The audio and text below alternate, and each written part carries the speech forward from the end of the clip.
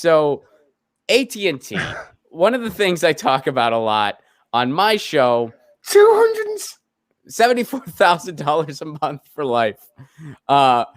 So I talk a lot on my show about municipal broadband, which is city-owned internet and net neutrality. You guys have that same fight over in England. Because I've covered some. You guys actually had recently one of your a rural town in England. A bunch of the farmers got together and they started laying fiber underneath their farms into residencies, and they built their own broadband network, and it's really freaking good. It's really quality internet. So you guys have this fight too over in England. I don't think it's quite as ridiculous as ours, as far as we have these organized duopolies the cable companies formed. So once again, you have with most industries, you have a mafia that basically runs the phone industry over there, doesn't it? That's exactly what it's like. Because people have said that when I describe it to people, they're like, that sounds like the mafia. Yeah. And I say, exactly. Yes, that is exactly what it is. It's like, well, if you don't like us, then you can always go to Comcast. It's like, well, Comcast isn't in my area. Yeah, that's that turf thing we agreed on. That's that turf thing. So AT&T, they got all this money. They were supposed to promise to keep jobs. They didn't. They laid over 23,000 people off. They were supposed to expand broadband services. They didn't. None of them did. Broadband has gotten way worse in this country since the repeal of net neutrality, although in other cases it's gotten better because of the rise of city-owned internet. So that's the other side of this that gives us a little bit of hope. But check this out. So this AT&T boss, keeping all that in mind about the company, he retires with $274,000 a month for life. Here's the fun part about this article. This headline, Gordon, is a good thing. Let's read on. Lucy, I'm sorry. I need to be able to see the keyboard. Here, come here. My co-host always jumps in at the wrong time. Lucy. Yeah. All right. So check this out. Not everyone gets personally insulted by the president of the United States when they announce their retirement. But when you're walking away with a pension plan big enough to buy a typical U.S. house every single month, do you really care? So here's what Donald Trump tweeted. Great news. Randall Stephenson, the CEO of the heavily embedded AT&T, which owns and presides over fake news at CNN, is leaving or was forced out. Anyone who lets a garbage network do and say the things CNN does should leave ASAP. Hopefully replacement will be much better. Now, file this under a broken clock is still right twice a day. I mean, Trump tweeted this, and I actually agree with most of the stuff. I agree with everything in this tweet. We agree for different reasons. His reason for not liking CNN is because he feels like they're mean to him. My reason for not liking CNN is because they're a corporate-owned entity that presents a blatant conflict of interest, and they parrot the needs of the establishment and the donor class.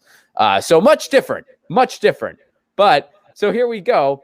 Company filings show that departing chairman and CEO is retiring with a staggering pension worth $64 million, enough according to industry data to provide the 59-year-old with a guaranteed income of $274,000 a month for the rest of his days. A month. How's your 401k doing? They're celebrating this. Gordon. I'm just wondering, I'm just wondering, in New York at the moment, you've got patients dying left, right, and center in the hospitals from COVID, and you've got the nurses running around on, I don't know what the 30,000 a year or something like that they get, and they're on the front lines, putting themselves and their family in danger right now for next to minimum wage and scraping through on the bread line, and no healthcare, by the way, as well. Obviously having to pay for their healthcare. I wonder what they think of that. Because this is obviously those are people that work tirelessly, that are right now are putting their lives on the line for people like you and I. Yeah. And they're scraping by. Meanwhile, this greedy SOB is getting $1 million, $3 million a year or something like that. Yeah, however, for retiring, for not working, for not doing anything. $274,000 a month. To not go to work. Yeah. And yeah, that is $3 million a year. Yeah, just to do nothing. And we're supposed to celebrate this because, Donald Trump insulted him. And Trump's bad, which is true. Trump is bad. Yeah. But it can't also be true that, we have to have a good guy and a bad guy in every for instance. So, if Trump's the bad guy, this predator who made his fortune being a predator, because AT&T is a predator company. Now he's getting $274,000 a month. We're supposed to celebrate this. You got to pick your good guy, United States, because you were raised on comic books that were sanitized by order of the government. That's what they're doing. That's what they're doing. They're not, it's not, you know, the analogy with the tidal wave of money and the kettle, that's not, what they're doing with these stimulus bills is giving the top 1,000 richest people in America so much money, it's inevitable one of them will turn into a Marvel supervillain and powerful enough to beat China.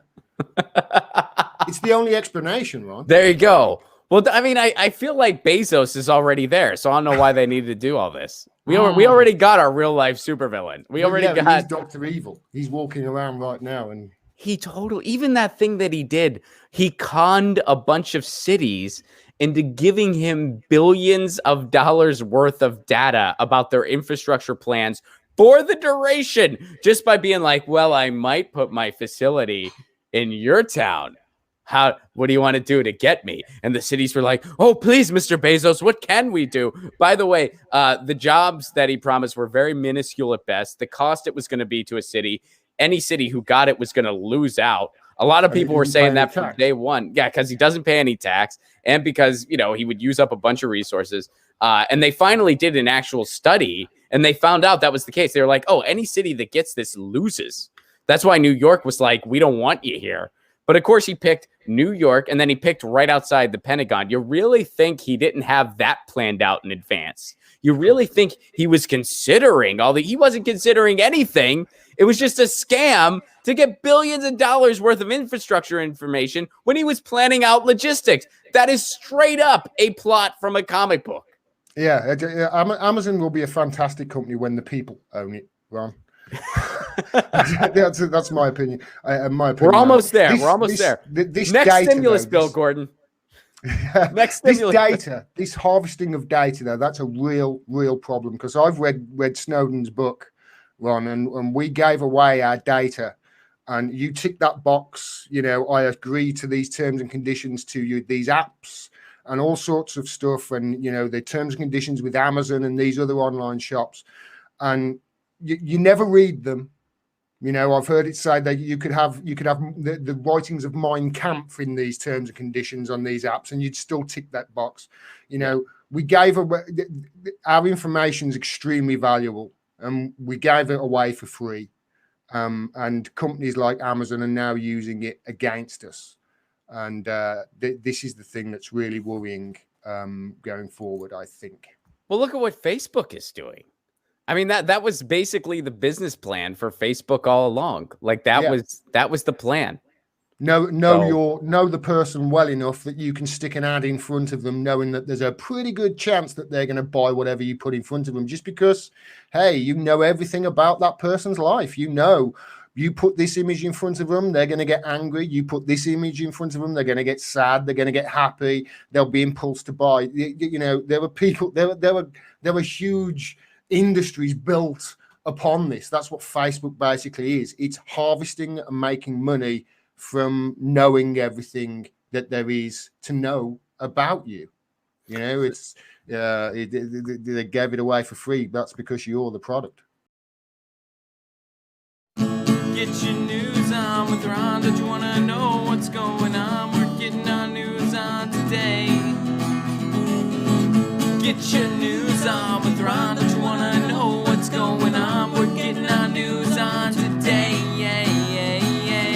You can tweet me an article at Ron Placone. We'll go through it together and make it our own. Get your news